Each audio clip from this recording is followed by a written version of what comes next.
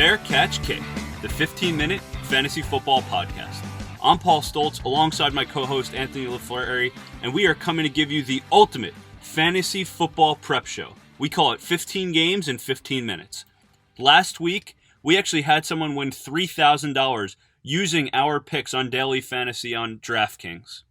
These episodes are blazing fast, so get your pause button ready as we review every game this week in 60 seconds or less and discuss the outlook for every player on every relevant team.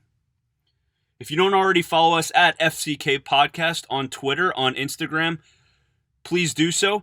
Also join us every Sunday at noon Eastern Time, where we answer your start-sit questions live, as well as provide our daily fantasy football recommendations for lineups. If you used our recommended lineup last week, you would have won money on FanDuel or on DraftKings. So here we go, Week 6, every game analyzed in 60 seconds or less. Anthony, hit him with your first Week 6 game. 4-1 Ravens at 1-3-1 Eagles. Philly is still really banged up, and I really don't like any of their receivers right now outside of Travis Fulgham. They should rely on Miles Sanders, but Baltimore is also stout against running backs. He's worth a start if you own him in normal leagues and PPR, but stay away from him in DFS. Ertz should be fine as well. As for the Ravens, I can't trust any of their running backs right now. It's too much of a crowded backfield with 3 running backs and Lamar Jackson all contending for touches. Speaking of Lamar, the Eagles are potent against the run, 9th, and they fare pretty well against quarterbacks, 12th. However, Darius Slay not looking so good, so he should fare a bit better. I love Hollywood Brown. I love Mark Andrews. Get them both in your lineup in DFS and take a good look at Lamar as well if the price is right. 1-4 Texans, 4-0 Titans. I think this game is a lot closer than their record suggests. If you're playing DFS this week, daily fantasy, you've got a smorgasbord of great options this week. First of all, A.J. Brown in 2 career games against the Texans has at least 100 yards and at least a touchdown in both games. Corey Davis is out again with COVID issues. Love Jonnu Smith as their second option. The Texans do not have a linebacker that can stay with them and cover them. If you're looking for a deep option, deep sleeper, Khalif Raymond this game. He's going to go downfield. He's going to get a few shots from Tannehill, and if he connects, could be a good game, especially from a DFS perspective. Derrick Henry should be smooth sailing, 100 yards and a touchdown. One thing the Texans are right now is they're actually healthy, and without Bill O'Brien, Watson is exceptional right now. I like both Cooks and Fuller this week, but no David Johnson for me. If I want a sleeper here on the Texans side of the ball, I'm considering Duke Johnson because the way to beat Tennessee defense is with speed on the outside. I think they get him the ball out of the backfield. 0-5 Falcons at 1-4 Vikings. Boy, is this game a disappointment. We all expected this to be a playoff preview. Now it's a key game in the tanking for Trevor sweepstakes. Right off the bat, Julio is not looking good to play. He didn't practice on Thursday. Outside of Ridley and Matty Ice, I just recommend everybody stay away from the Falcons this week. There's too much uncertainty with the coaching change. Dalvin Cook for the Vikings also didn't participate in practice on Thursday. If he's out, though, Alexander Mattison can run wild. Thielen and Jefferson could have games as well. The bigger issue at hand here is the COVID situation. The Falcons had to shut down their facilities because a couple of people tested positive. We haven't heard about players. That being said, you need to have contingency plans in place for both teams in case this game is not played. 1-4 Washington against the 0-5 Giants. I've spent all year bashing the Giants, but I think this is going to be their first win of the season. They're going to pound it early and often with Devontae Freeman. I'm looking at 15 to 20 carries, 80-plus yards, a couple catches, and a touchdown. The name of the game here, though, is whether or not the Giants' first-round pick, Andrew Thomas, their left tackle, can withstand Chase Young. If he can hold him off, I really like Daniel Jones for a good game this week. He's a great value play in daily fantasy, and you can team him up with Darius Slayton, who I think is going to go for over 100 yards and a touchdown as well. They're trying to get Evan Engram more involved in the offense, but I'm only playing him if I need to. I'm on a wait and see with Engram right now. Kyle Allen is going to be the starter for Washington. We've seen that show. It's not pretty. No McLaurin for me this week, and I'll tell you why. James Bradbury, the Giants' top corner, has been an absolute lockdown. He's been one of the few bright spots for the Giants this week. No Terry McLaurin for me. I do like Antonio Gibson for the running back spot, as long as McKissick stays away, because he takes away a lot of the PPR opportunities. 0-5 Jets at 2-3 Dolphins. So long, Le'Veon Bell. Hello, LaMichael Pirine. Pirine is going to be stepping into the number 2 role in New York, but I don't think it's for long. Gore is just older and not as elusive, and Pirine has youth and speed and elusiveness in spades. That being said, he may need a week or two to assume that number 1 role from Gore. Gore is the guy that's kind of worth starting this week, along with Jamison Crowder for the Jets, but stay away from everyone else. Pirine going forward is the long-term solution. As far as Miami's guys are concerned, have a ball. Fitzpatrick to Myles Gaskin, even Devontae Parker, they're going to have a game as well as their defense. 1-3 Lions, 1-4 Jags. The Jaguars' defense has allowed 30-plus points per game in 4 straight weeks. Therefore, I love Matt Stafford. I love Kenny Golladay. In fact, I'll go as far to say they are my number 1 value stack this week in FanDuel in DraftKings. I also like TJ Hawkinson for a breakout. It'll be interesting to see if the Lions start to work in DeAndre Swift more off the bye. He should be startable soon. If you can trade for him, buy low on him right now.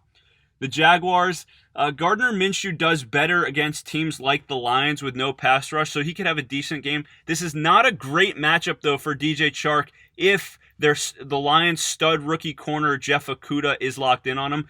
Okudah seemed to switch off on and off with the best receiver on the other team, so there could be opportunities for Chark. The guy that I love, though, this week is James Robinson. The Lions have allowed the 4th most points per game to opposing running backs. James Robinson will be a stud this week. 1-3 Bengals at 3-2 Colts. This is a game that is filled with COVID concerns. The Colts have closed down their facilities because of a bit of an outbreak, so you need to make sure you have a backup plan ready to rock for any players on either of these two teams. That being said, I'm going to make it a little easier for you. If you happen to have any Bengals, just stay away from them this week. Indy is really, really good defensively. If you have Joe Mixon, maybe start him, but that's about all I can recommend. I can recommend Indy's defense, though, against their offense, especially in DFS. As far as Indy's offense is concerned, Jonathan Taylor, I want to add Thomas to his name, should be in for a big game this week. They'll be up, and since he is not that great against running backs, I also like Mo Alley Cox if he plays, but he's questionable right now.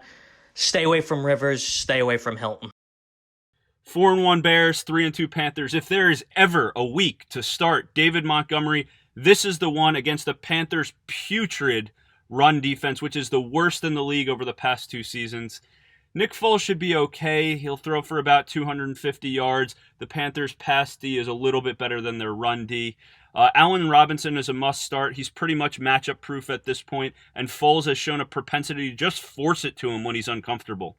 I have no interest in Darnell Mooney, no interest in Anthony Miller this week. I will start Jimmy Graham in deeper leagues if I need a tight end. The Bears have an exceptional secondary. They play a lot of man coverage. So when you're seeing man coverage and you're looking for a receiver, you want the better route runner. And between Robbie Anderson and DJ Moore, that's DJ Moore. Robbie Anderson may struggle this week. I'm not starting DJ Moore with confidence, but I think he'll do something. Mike Davis is about as safe as they come at this point. He's matchup proof because he's playing the Christian McCaffrey role in the offense, and he will get throws in PPR. Browns at Steelers. Both teams enter this game at 4-1 and fighting for first place in the AFC North. The Browns are an absolute mash unit right now. Odell Beckham and Jarvis Landry are both questionable. Beckham is sick and was sent home from practice on Thursday, and Landry didn't practice at all. Not a good sign for either guy. Even Buster Mayfield and Kareem Hunt were limited in practice on Thursday. Against a defense like the Steelers, I might consider sitting them if I had better options. Definitely stay away from a lot of them in DFS. That being said, this is where the Steeler defense could get back on track after a bit of a wild week last week. As far as Pittsburgh's offense is concerned, Big Ben and Juju should go wild. Exercise a little caution with Chase Claypool. Deontay Johnson got back to practice on Thursday, so it's trending towards he's going to be able to play. If he does, there's going to be competition for that number 2 role that Claypool was able to excel in last week. 1-3 Broncos, 2-2 Patriots. Monitor this game because the Patriots had another COVID test yesterday. The Broncos have been suffering injuries all over the defense, especially on the D-line. That means with Cam back, I expect a monster game for him. It is always impossible to predict which running back Belichick is going to go with on a week-to-week basis, but I really like Damian Harris this week. Look to scoop him and potentially start him this week. From a game flow perspective, I think the Pats go up early and kill the clock with the run game, so I don't love Bird, Edelman, or Harry for big games, but each has a shot at 10 to 15 points. After a DUI earlier this week, Melvin Gordon is also dealing with an illness. Monitor his status, but it looks like Lindsey is going to be the starting running back this week. Drew Lock is back, and that is huge for the Denver offense, especially as it pertains to Jerry Jeudy and Noah Fant. Love those guys moving forward.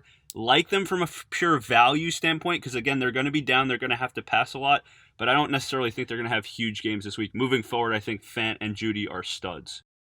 4-0 Packers, 3-2 Bucks. The big story here is the return of 2 of the best receivers in the NFL. On the Packers side, Devontae Adams is back. I like him and Rodgers to have a strong volume game together. I'm shying away from the typically reliable Aaron Jones in daily fantasy formats, obviously starting him in normal fantasy leagues, but the reason is the Bucks' run defense is the best in the league. They've only allowed 50 yards or less in 3 consecutive games.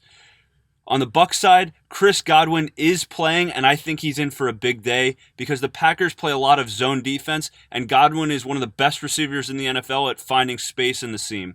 Miller and Evans are both dealing with injuries. I'm shying away from them. Fournette is likely to suit up, but I don't think he'll get substantial touches until he's fully healthy, so Ronald Jones is once again a safe play here. 4-1 Rams at 2-3 49ers. It's the battle of young coaches who have choked against Bill Belichick in Super Bowls. The Niners come into this game really, really banged up, and I don't trust Jimmy Garoppolo to the point that I take a cue from Gridiron Heights and call him Mysteriopolo.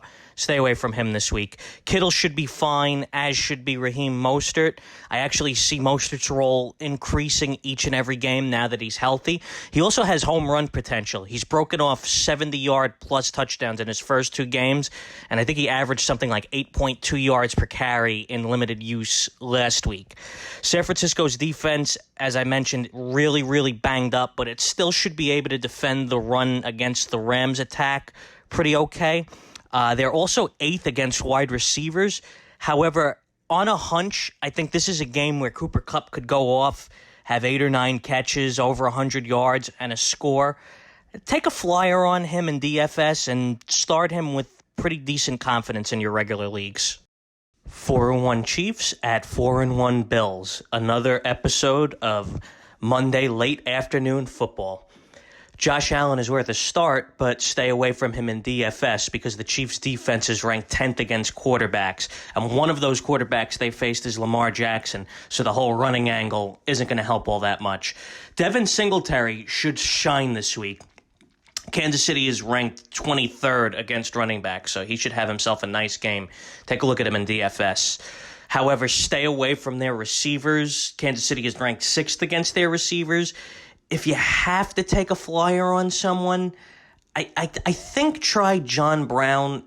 I think he'll be really cheap in your DraftKings and your FanDuels. But keep in mind, he's going to be boom or bust. But it could work out because Kansas City's going to be focused on Stephon Diggs. For Kansas City's offense, the story right now is Le'Veon Bell, obviously. But realistically, he just got there. You can't expect him to learn the playbook and be trusted that quickly. Clyde Edwards-Helaire Stoltz is going to get at least one more game as the unquestioned feature back in Kansas City. Listen, it's too soon to tell what's going to happen going forward, but Paul and I will sort that situation out on our Tuesday morning episode. For the rest of Kansas City's offense, ride with Mahomes in any format, in any league, at any price, especially in DFS. Buffalo is 30th against quarterbacks. Obviously, start Edwards-Helaire. Stay away from him in DFS, though, because Buffalo is actually 8th against running backs. They're pretty stout. Kelsey is my super strong start. Again, any league, any format, even DFS, you play him. Buffalo is ranked 30th against tight ends. Tyreek Hill could and should burn them once or twice. It'll just be a matter of can he and Mahomes hook up. However, my big player I love for this week is Nicole Hardman.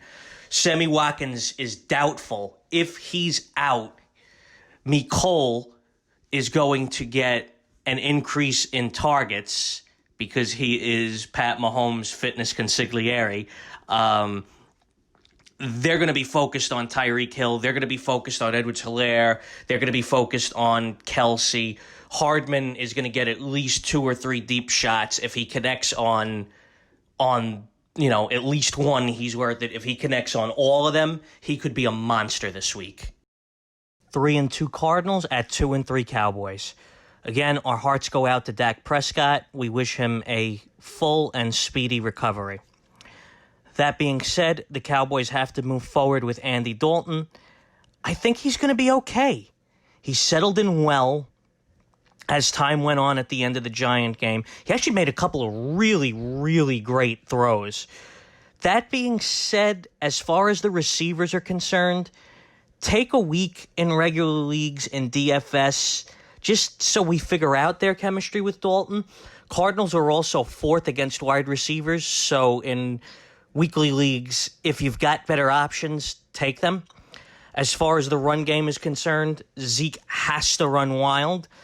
If the Cardinals defense has a weakness, it's against running backs. They're actually ranked 21st, and the Cowboys need to feed Zeke to take pressure off both Dalton and their defense. Normally, this is the time where I recommend everyone you can get against the Cowboys defense.